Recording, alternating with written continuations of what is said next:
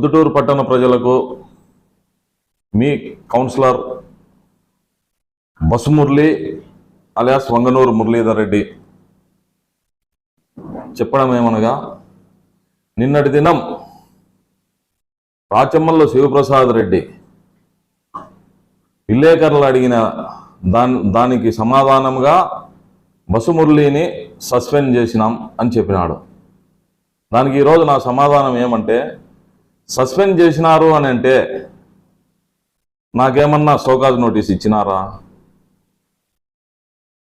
నా సంజాయిషి అడిగినారా? నీకు నువ్వే సస్పెండ్ చేసినారు అని ప్రెస్ మీట్లలో చెప్తాండవు. సస్పెండ్ చేసింటే నన్ను 1 వీక్ క్రితం పార్టీ పెద్దలు సజ్జల రామకృష్ణారెడ్డి గారు, ధనుంజయ రెడ్డి గారు, నన్ను శివచంద్రారెడ్డి, ఇర్ఫాన్ బాషా గారిని పిలిపించి మాతో 2 గంటలు మాట్లాడినారు. మరి సస్పెండ్ చేసినట్టు ఎందుకు పిలిపించినారు, ఎందుకు మాట్లాడినారు? మేము చెప్పాల్సినవి పెద్దలకు ఏం చెప్పాలనో అన్నీ చెప్పినాం. ఇతనికి టికెట్ ఇస్తే ప్రొద్దుటూరులో ఒక సీటు పోతుంది, అభ్యర్థిని మార్చండి అని మేము చెప్పాల్సినదంతా చెప్పినాము. ఇంకా కొన్ని విషయాలు చెప్పినాము, అవన్నీ సమయం సందర్భం వచ్చినప్పుడు చెప్తాము. ఈరోజు నువ్వు నన్ను సస్పెండ్ చేసినా అని అంటాండావు. పొద్దుటూరు పట్టణ ప్రజలు శాశ్వతంగా నిన్ను సస్పెండ్ చేసే సమయం ఆసన్నమైంది. Now time start.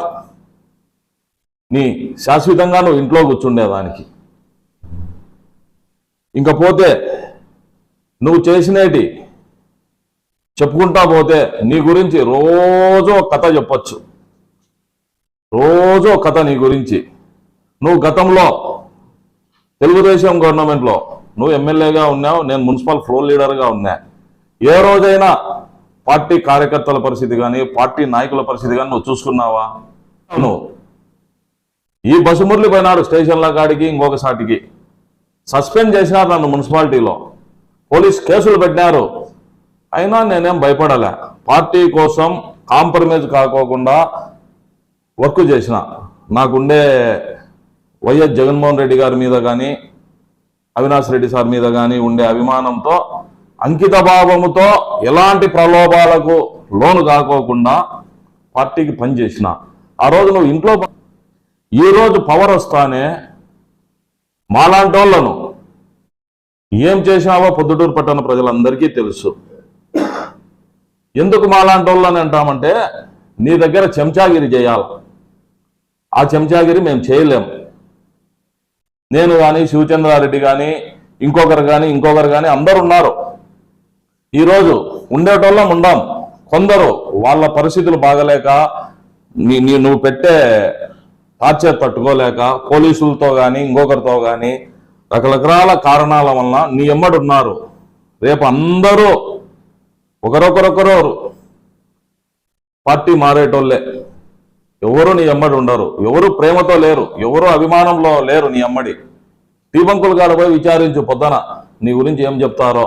MLC Ramesh Yadav ఉన్నాడు ప్రొద్దుటూరులో, బీసీ ఎమ్మెల్సీ. ఆయన మొన్నటి దినం జమ్మలమడుగులో బీసీ సభ అని పెట్టినాడు. ఆ మొన్నటి దినం మైదుగురులో పెట్టినాడు. ఆ మొన్నటి దినం కమలాపురంలో పెట్టినాడు. ఏడున్నాడు ఆయన? బీసీ ఎమ్మెల్సీ ఉన్నాడు ఆ ఊర్లో. ఆయన పార్టీకి పని చేసినాడు అంటావు. ఏడ చేస్తున్నాడు ఆయన? నీకు ఓటు ఏమైనా అడిగినాడా? ఏదైనా బీసీలకు మీటింగ్ పెట్టినాడా? సమావేశం పెట్టినాడా? ఊర్లు ఇసు తిరుగుతున్నాడు నీ ఏటుకు భయపడి. బీసీ సభ పెడితే స్టేజ్ ఎక్కేదానికి లేదు, అతని ఆహ్వానం లేదు. ఇది నీ పరిస్థితి. పొద్దుటూరులో బీసీలకు ఉండే విలువ. ఫైనల్గా అతనికి నన్ను సస్పెండ్ చేసినా అంటున్నాడు పార్టీ నుంచి. అతన్ని ప్రజలు సస్పెండ్ చేసే టైం దగ్గర పడిందని చెప్తున్నా. ఎమ్మెల్సీ ప్రొద్దుటూరులో ఒక ఎమ్మెల్సీ రమేష్ యాదవ్ అని ఉన్నాడు. పొద్దుటూరులో ఏమన్నా ఓట్లు ఏమని తిరుగుతున్నాడా?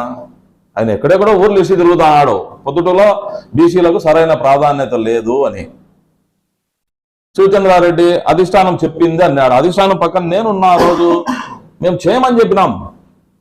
అతనికి టికెట్ ఇస్తే చెయ్యము, మార్చండి, చేస్తాము అని చెప్పినాం. ఇప్పుడు ముఖ్యమంత్రి టికెట్ ఆయనకే ప్రకటించినా ఇప్పుడు మీ స్టాండ్ ఏంది? మీరు ఏమన్నా పార్టీ మారే యోచనలో ఉన్నారా? మేము మా అభిమానులతో, మా నాయకులతో, మా ఇంట వచ్చేటోళ్ళతో ఒక ఆత్మీయ సమ్మేళనం పెట్టుకొని మా నిర్ణయం ప్రకటిస్తాం.